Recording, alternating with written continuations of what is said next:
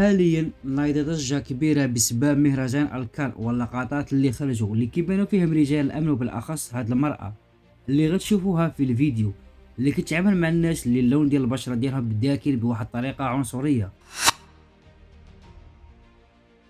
كيف ما كتشوفوا في هاد الفيديو كتحاول هاد الفتاة تاخد صورة تذكارية ليها والفستان ديالها، ولكن هاد المرأة اللي خدامة مع الأمن كتحاول تمنعها وتخسر ليها الصورة بأي طريقة، في حين انه دازوا بنات اللي اللون ديالهم ابيض وما داروش معاهم هاد المشكل، وخداو حتى الصور ديالهم بكل اريحيه بدون مشاكل.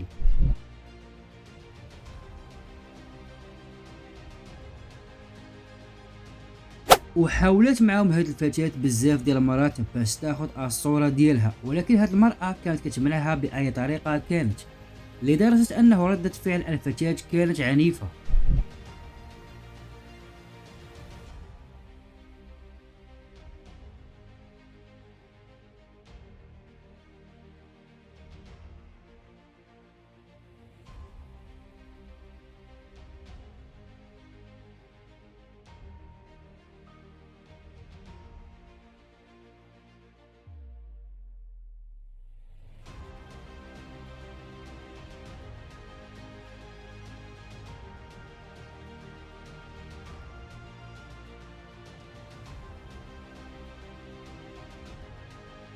والعديد من الناس خدوا صور تذكارية ديالهم عادي بدون مشاكل من رجال الأمن الفرنسي.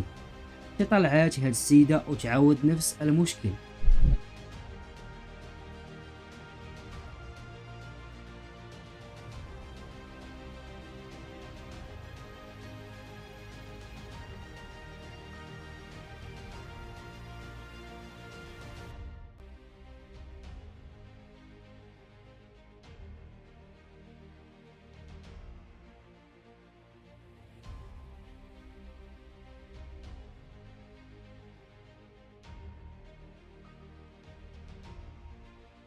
وفي الاخير شاركونا الاراء ديالكم وما تنساش تخلي لايك واشتراك في القناة، وشكرا على المشاهدة.